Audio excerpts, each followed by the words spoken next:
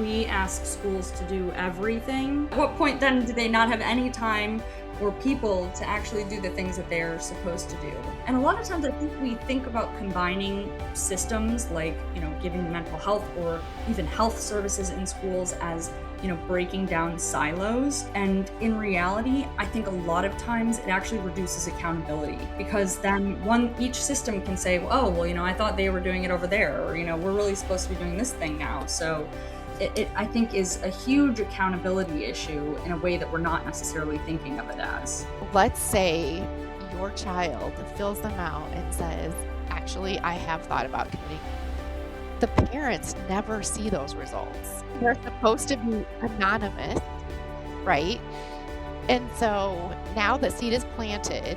So if I hadn't even considered committing, now you've given me one pathway to do it. Now I've actually answered a question. I've put intention to it because now I've really thought about it. And as a parent, if I knew my child had filled that out and I never got those results back and something happened, how heartbreaking is that? And I don't think parents understand that. Like, you're not even getting the results back.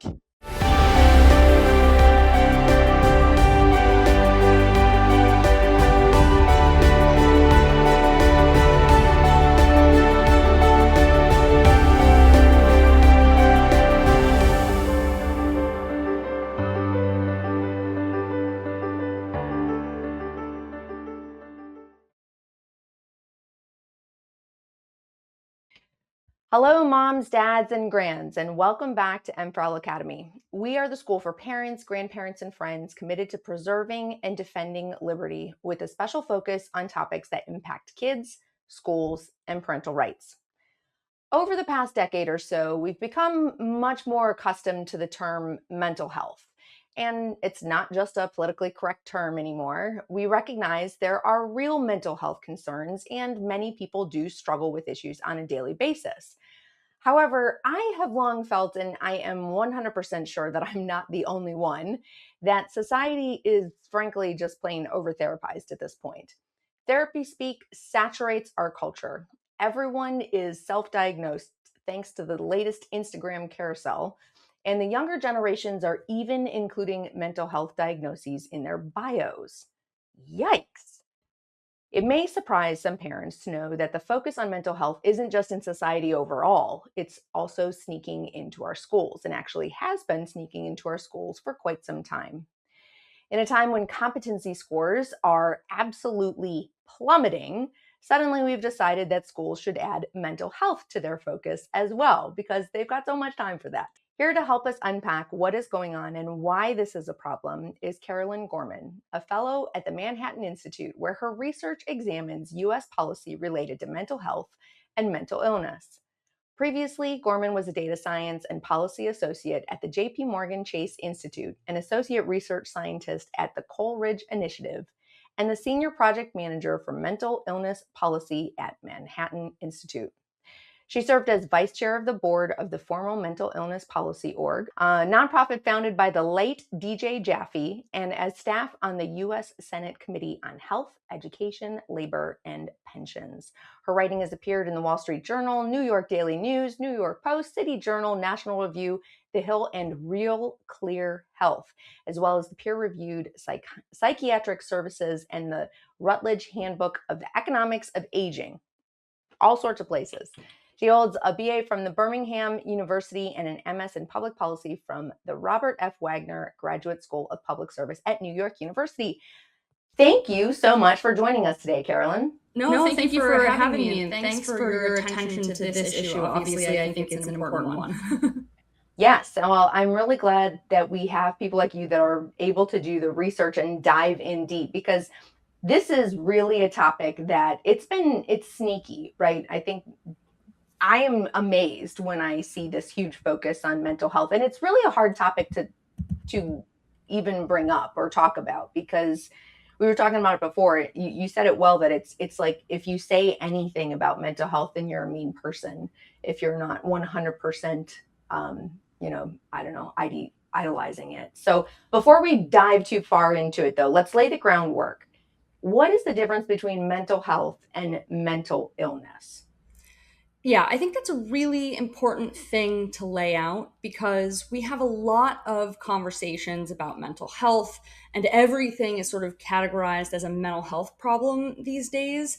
But because it's such a broad concept, a lot of times we can have a full conversation and then not actually be talking about the same thing. So I do like to kind of spell that out in advance and distinguish sort of mental health and mental illness, because there are really differences in the ways that we might address those different problems. So, one kind of framework that I like to use is to think about it this way: 100% of people, whether they're adults or kids, have emotions and experiences that aren't necessarily pleasant or desirable, but are a normal reality of human life, like feeling anxious or depressed and facing failures and hardships. Today, we kind of call all of these things part of mental health. Then you have about 20% of people who have a mild or moderate emotional, behavioral, or developmental challenge that's classified as a diagnosis in the DSM, which is the main guide used in psychiatry. And some people call these mental health conditions or common mental health conditions. And again, they're sort of mild or moderate. And then you have a smaller group, a group of maybe 4 to 6% of people, that when we're talking about youth, we're calling them serious emotional disturbances, and in adults, they're called serious mental illnesses. And these cause substantial impairment and disruption in everyday life. The most sort of useful example to think about this is early psychosis or psychotic disorders. And we use two different terms for adults and kids because with kids, we don't really know exactly what the problem is yet. Kids are still developing. So we use the term serious emotional disturbance as opposed to serious mental illness because we might want to kind of write that in pencil. It might be some other problem. We don't necessarily want to call it a mental illness yet. Now, I like to sort of distinguish these groups because, as I said before, the solutions that we might use from a policy perspective are really different for all of these groups. And when we're talking about what government should be responsible for, this last group, this is the group that sort of any public mental health system should have a primary responsibility to serve because the private market doesn't serve them generally, and there are negative consequences to the rest of society if this group sort of doesn't have adequate services or treatment. You might think about adults, how serious mental illness can lead to public disorder like homelessness or violence or vagrancy. Those are sort of the negative consequences that I'm talking about when we don't kind of get resources focused on those hardest cases. Yeah, that makes sense. And I know that we've seen, and you mentioned homelessness, and a lot of people, we've seen a real rise in homelessness over, well, the past couple decades. So clearly something is not working, which leads, I think, many people to think, many parents hear mental health support in schools, and you think, well, that's a good thing, right? I mean, we should be giving support. And, just there's this overall concept that you should support mental health, or provide mental health support. So, what sort of supports are actually being provided that you were able to find? Yeah. So we're really talking about kind of two categories here. First, you have mental health treatment, and then you have all these other sort of suite of programs and services that are upstream of treatment. So those are sort of the two categories that are easy to think about. Mental health treatment might include things like psychotherapies, like talk therapy or counseling, and medications might include things like antidepressants or stimulants. And then we also have sort of physical environment interventions. So if someone needs more serious oversight, we can talk about environmental treatments and interventions. But primarily, what's especially being delivered in schools are things like psychotherapies or medications, right? Or I should say that those are sort of the most important for a school context in terms of treatment. Then stepping back from treatment to that sort of other category, that upstream of treatment category, there are tons and tons of variations of programs that are sort of upstream of treatment, but they all have the same goal and they all try to do the same thing. And that is to get more individuals into treatment at or before the first sign of any distress.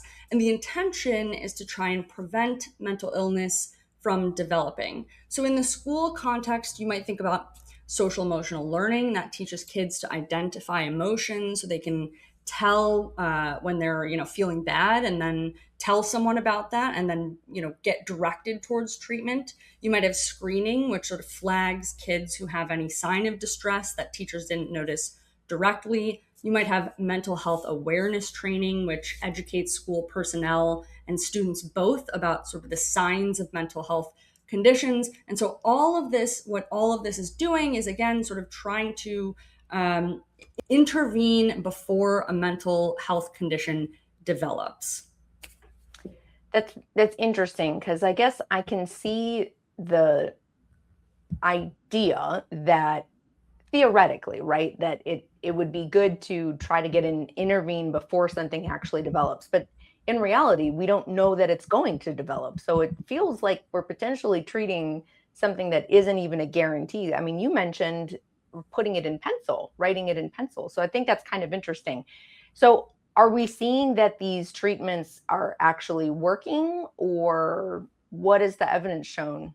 Yeah, Missy, you hit on sort of exactly the problem here. We do so much upstream programming and preventative programming, but mental health treatment does not actually prevent mental illness or mild and moderate mental health conditions. We don't actually know the causes of mental illness, and so we can't prevent it. So that's sort of a huge issue with putting so much emphasis on pushing individuals towards treatment upstream. Treatments aren't preventative, they're also not curative. And then the other problem with treatments is that they're really not a magic bullet, especially for kids. For adults, psychotherapy and medication are moderately effective, but they are much less effective for younger individuals, and especially for youth under 12. There's essentially no evidence that supports child psychotherapy, and the most effective youth mental health treatment is usually actually parental treatment. So helping the parents learn how to sort of better handle their emotions so that they can, react less negatively towards kids. And so it would be one thing to sort of push everyone towards preventative treatment if treatment worked really well. The downside is it doesn't work really well. We don't really know what prevents mental illness because we don't know what causes mental illness.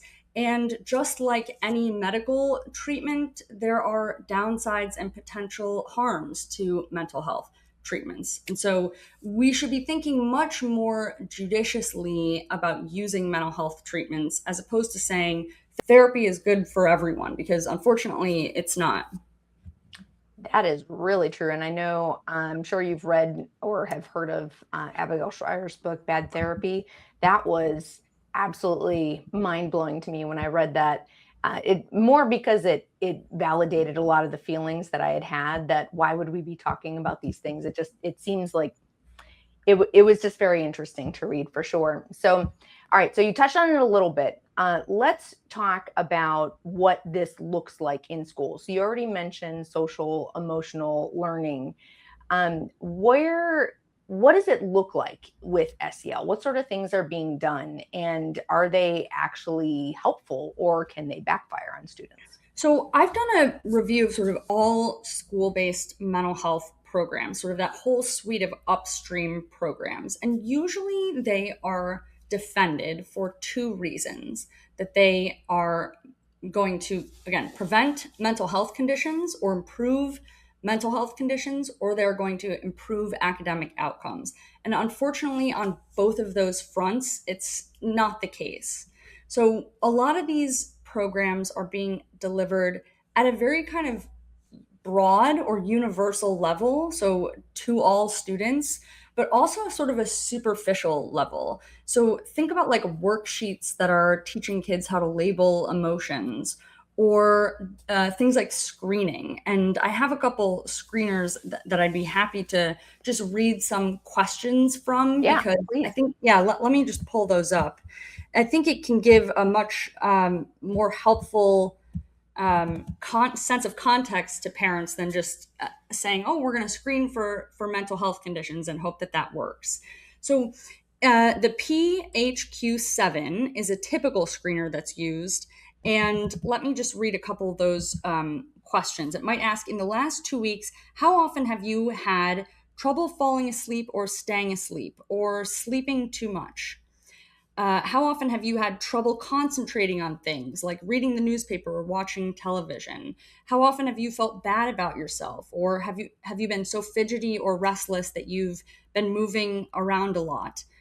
This could be like any of us, right? This could be So anyone weird. that feels these types of things on any given day. And one of the biggest problems is screeners are meant to look at normal behaviors and emotions through a medical lens, because again, all of these programs have the same purpose, and that is to try and spot early signs of some condition. But there's no foolproof way to tell that what we are feeling is the sign of a mental health condition, because there's no foolproof way to see if a mental health condition exists. There's no brain scans we can do, there's no blood tests. And so it's really, really easy to sort of confuse just having a bad day with this might be the sign of an anxiety disorder or depression.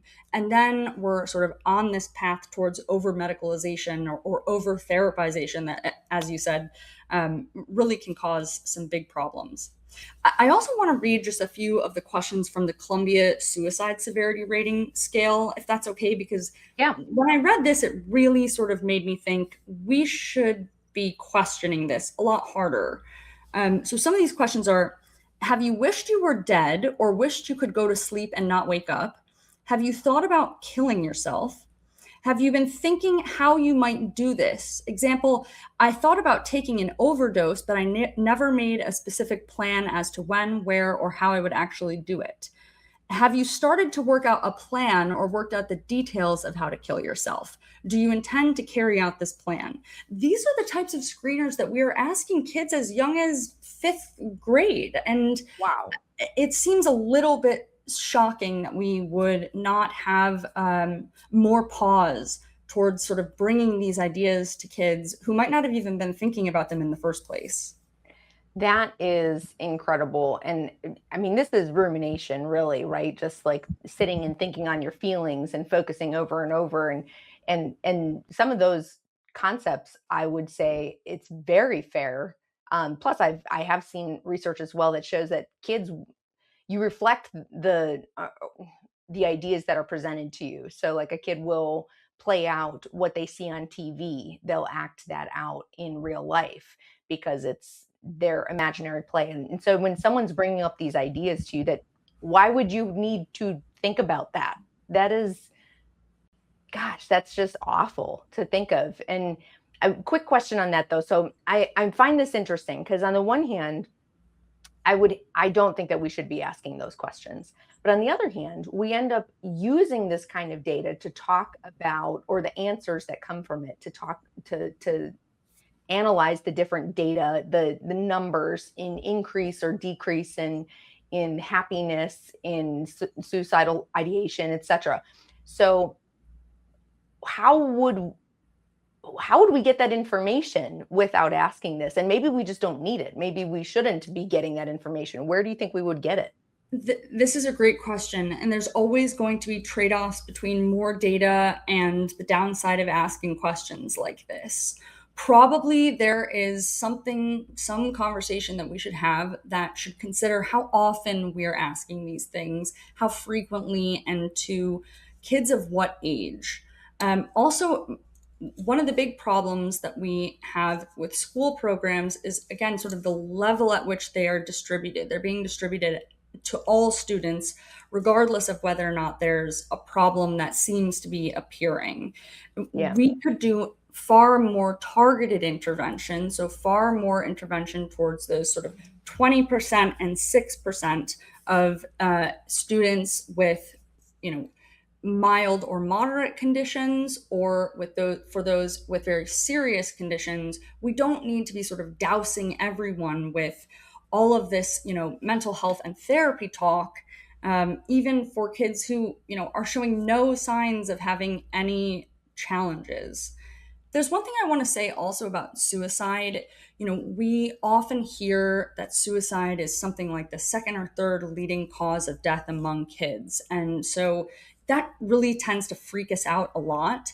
But when we pause to think about this, what else would be killing kids, right? Like kids aren't dying from cancer. They're not dying from, chronic diseases that have sort of deteriorated their bodies over a long time.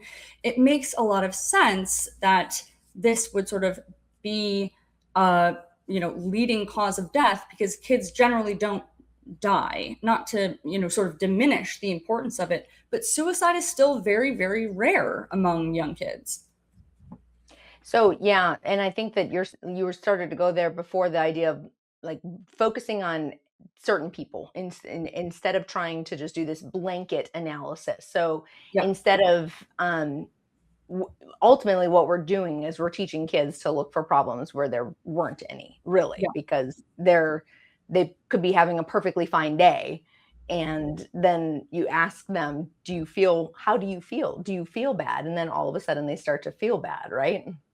That's exactly what happens. And one thing we seem to have forgotten in this world of therapy culture is that happiness is not a human baseline. We are sort of inclined to have actually more of a negative baseline emotional capacity, just because from an evolutionary perspective, people needed to sort of remember the bad things or the things that might hurt them way more than they needed to remember the positive experiences in life. That's sort of what kept humans alive. So on any given day, we're going to feel a wide range of emotions, whether that's sadness or hunger or feeling tired or feeling bored. And just because we're not feeling happy all day long doesn't mean that something is wrong with us. But we've sort of put so much emphasis on thinking about how we feel, and then those feelings aren't sort of positive or happy all the time, that we then start thinking, wait a minute, why am I not happy or positive all the time? And then it seems like a problem even when it's not. That's a really interesting point, because that is absolutely correct. There's much of my day, I would say, when I'm driving home from the grocery store, for example, I wouldn't necessarily say I'm happy. I also wouldn't say that I'm sad. I just kind of am. I'm in the car, and the window may or may not be open depending on the weather, and I'm just there. And I don't have to be happy. But if you're constantly telling kids that they should be feeling happy, or setting that concept of a baseline, Yeah. that's really an interesting concept. So that leads us into sort of the idea of over identify or pathologizing normal feelings and experiences. So what sort of risk do you see could happen when we start to label normal childhood experiences and feelings, like stress or just existing, as clinical problems? Yeah, well, first of all, you just said it. Anything that seems uncomfortable or hard is going to be considered bad. But we all know that that's not true. We all know that, getting really good at an instrument or doing really well at a sport or getting really good grades, doing all of these things are worthwhile things, but they take a lot of effort. They take a lot of struggle. And so when we think about negative emotions as inherently problematic, we sort of are moving away from that, put in hard work and it's going to be tough, but it's going to be rewarding mindset. I think it changes the way that kids think about themselves. If we are telling them that they might have some type of problem if they are feeling bad all the time. But it also changes the way that adults think about kids or the way that adults might intervene. And this can be a huge problem when it comes to accountability. If a student is struggling because they can't read well, and our first kind of framework for thinking about the problem is, oh, they might have a mental health problem, then we're not asking, okay, how is the school doing in terms of their teaching capacity? How has the student been given sort of every educational intervention to make sure that they are up to speed before we sort of call this a mental health problem, throw our hands up and say we expect less of that kid? And so we're sort of putting this mental health frame on problems that might not necessarily be mental health problems. And that really lowers accountability across the board on students, on parents, on teachers, on everyone, because then that becomes the reason why something isn't happening as it should. I actually think that's kind of an interesting perspective, truly, because we it's the what is it, that mercy to the guilty is harm to the innocent. And that it's not exactly that, obviously. I recognize there's no guilty person here we're talking about, but not like a criminal, but that concept is similar, I think. And that is, we're taking the focus off of where it should be. So in this case, we're looking at the idea of every child getting some type of intervention, um, some type of SEL training, which I do want to clarify, and this is where it gets tricky, because social emotional concepts are valuable to teach to children. It's just the concept that they are values that are being taught to children, and parents need to recognize that those values that are being taught may not align with your values. That's why we are always concerned about it at Moms for Liberty. But so when we're doing this blanket thing, this sort of feels like the whole concept of, if everything's an emergency, nothing's an emergency. So are we looking at that here too, that if every child's getting intervention, then no one's really getting intervention? Totally. I think that's a great way to think about it, because at the end of the day, we have limited resources, and that doesn't necessarily need to mean money. That could mean people. We have limited time. And when you're sort of giving everyone something, that something is just sort of naturally going to be much more shallow than it is when we're sort of focusing resources on where they should be. We might have, you know, a certain amount of mental health resources that we can give out. If we're giving out mental health resources to students who don't have mental health problems, then those students are not being helped because they are not getting the resources that they need that are not mental health resources. And then for the students who do need mental health resources, they're getting far less when they already weren't getting enough in the first place. And so it's a bad thing, not only for sort of those hardest cases that I was talking about before, it's a bad thing for all students. And this really matters when it comes to mental health treatment, because the hardest cases, the most seriously mentally ill, the most seriously emotionally disturbed, these are often the students who might be, at greatest risk of being a danger to themselves or others. The mental health industry loves to try and deny this or frame this differently or make it sound less true. But the sad truth is that it is the case that there's a greater risk of self-harm and a greater risk of violence with untreated serious emotional disturbances and serious mental illnesses. And that's why it's so, so important that we help these individuals, as opposed to giving them a worksheet to label their emotions, which they don't need and most other kids don't need either. And I hate to say it, and this always feels so nasty. This is like that attack on mental health issues, but it's really not. It's a recognition that there are people that will take advantage of anything they can, and kids are smart, and they will figure out ways to get away with things. I mean, let's look at, I think, one of the best examples of society taking advantage of or ruining it for the rest of us, right, is the whole uh the service dogs, not actual service dogs, but like the emotional support animal kind of thing. And it's Yes. like, oh my goodness, now everyone, I mean, I think I've seen something where there was someone on a plane that had like a peacock as an emotional support animal. And who on earth has a peacock as an emotional support animal? I mean, this is just ridiculous. And it to think that there are going to be kids who are not taking advantage of the additional leeway or benefits or time off of school or whatever it is, accommodations, because they claim mental health problems when they don't really have mental health issues. That's really an unfortunate thing, because it is putting the people who are actually struggling with it. They're the ones who are worse off as a result. So, all right. So many people think, though, there's this big argument that schools, well, I mean, why not do it in schools, right? The kids are already there, and should they be doing it? I mean, got to take into account the whole person. And we hear that even in the corporate world, like bringing your whole person to work and all of that kind of stuff. So, is it appropriate for schools to be the place to be delivering SEL or whatever to combat the rising mental health crisis that we're seeing? Yeah, I like the way that you framed that. And that is usually the sort of excuse that's given for why we should do mental health programming in schools. That's where kids are. That's where we can find them. So it's, convenient to deliver these programs there. I think that's a really lazy reason.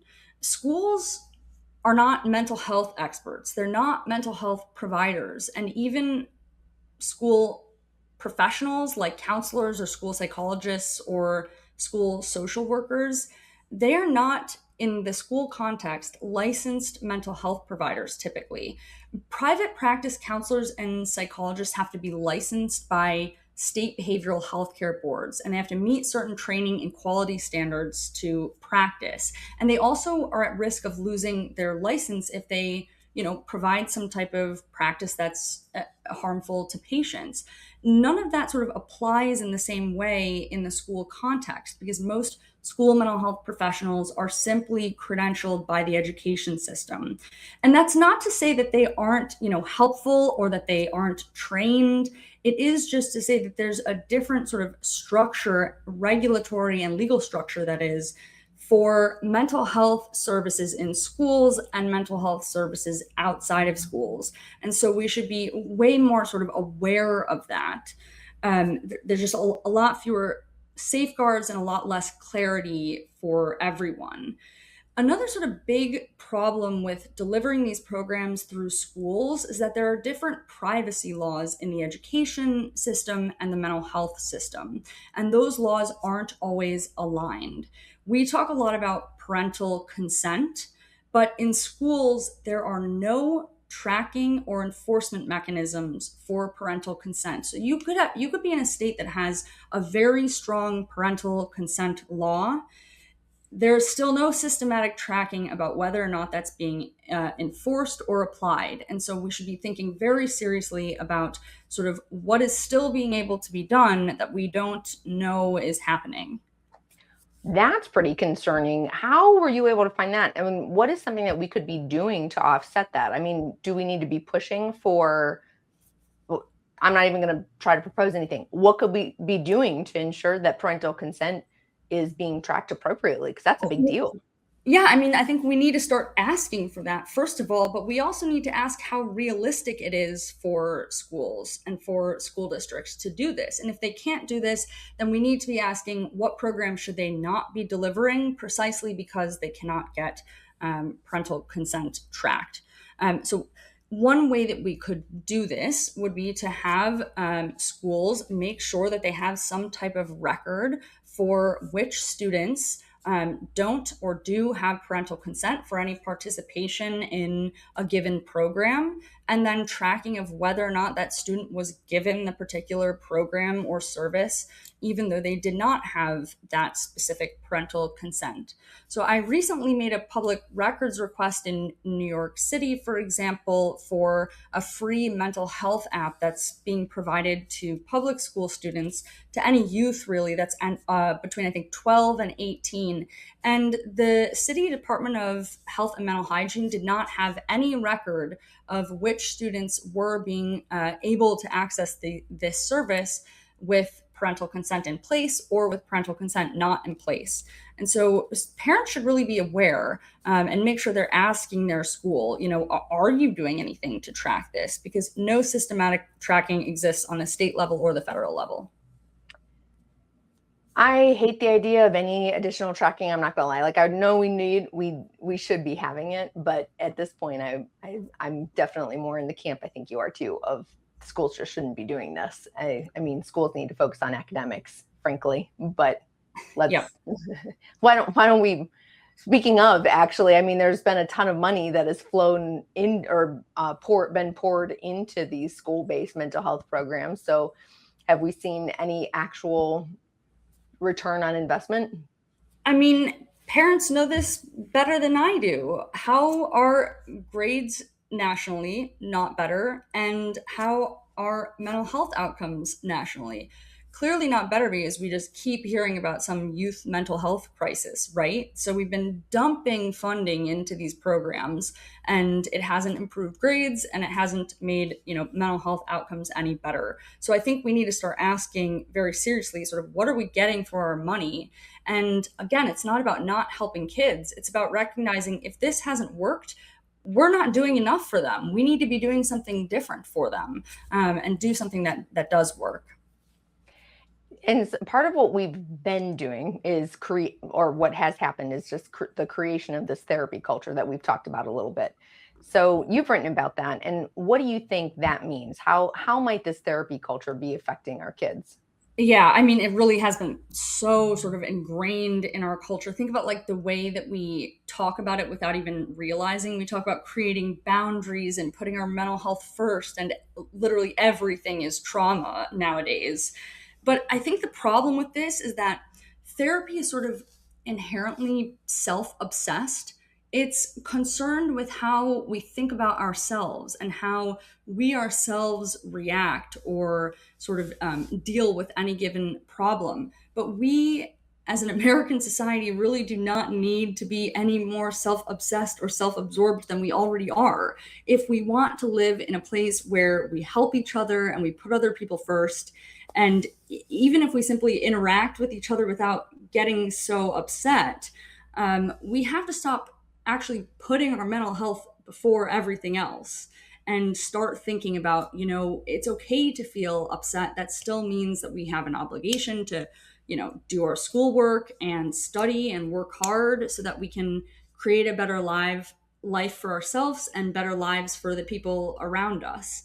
And I think therapy culture has really just started becoming an excuse for everyone to, put themselves first in a way that's not even good for themselves. I completely agree. It is. I think many parents are feeling the same struggle. I mean, it's not just parents. I feel like a lot of the older generation are talking about the idea. Well, I mean, the whole term snowflake came from that, right?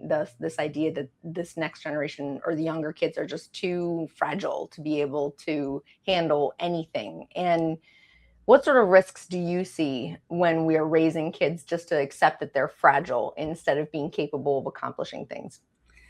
I mean, it seems pretty self evident.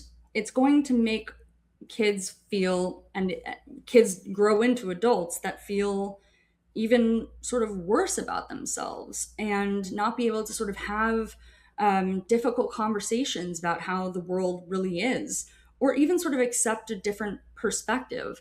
I think we do not live in a perfect society, but we're very fortunate to live in a place where, we have a lot going for us. And if we're sort of stewing on all the bad all the time, we forget that we have a lot of positive to be thankful for and a lot of opportunity.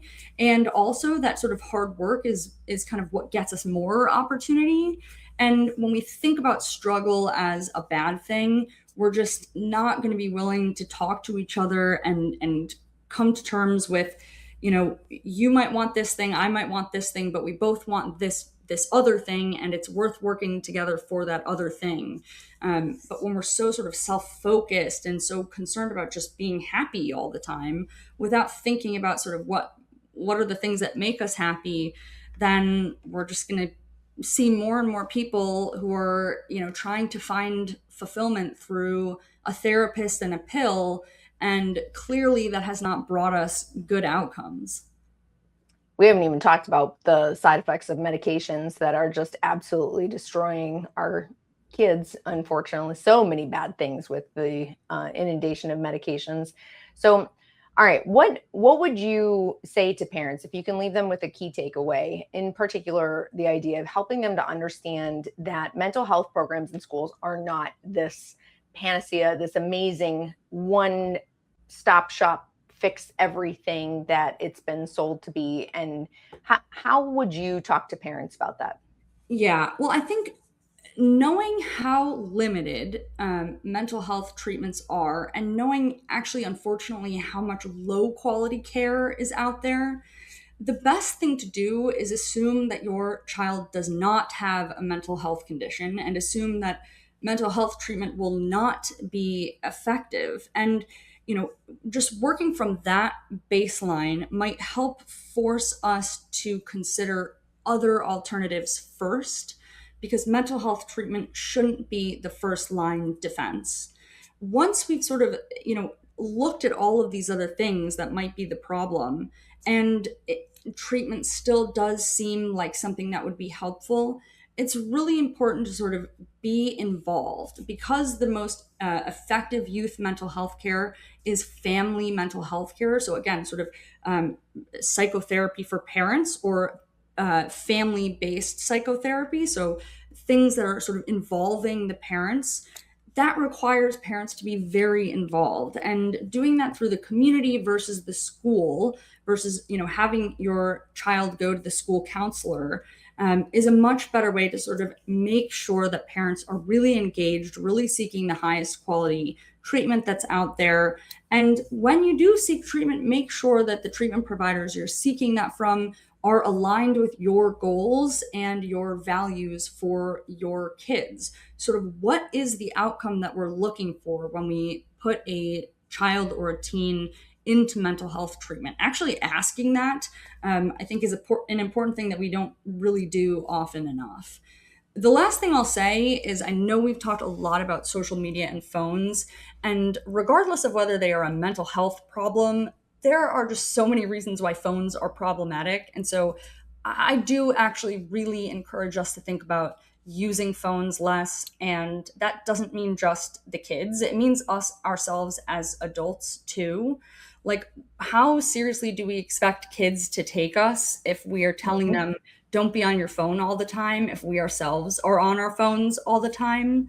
And so I think that is sort of one practical action that we can take to sort of make sure that we're not over overestimating sort of what a mental health problem might be versus what something that's sort of making us feel less happy, whether it's because we're doom scrolling all day long, or we're looking at other people who look really happy all day long, and then that's making us feel bad about ourselves. Whatever the thing is, I think phones definitely seem to be some type of problem, and so we could work harder to just be on them less, not just kids, but ourselves as adults as well.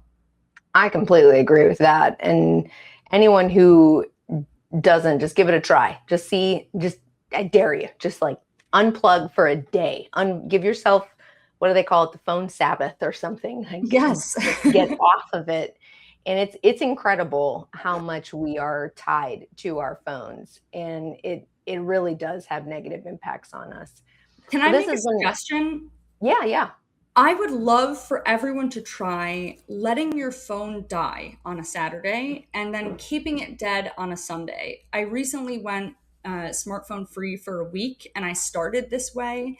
And it's incredible just to see sort of how tied our lives are to our phones in so many more ways than we think.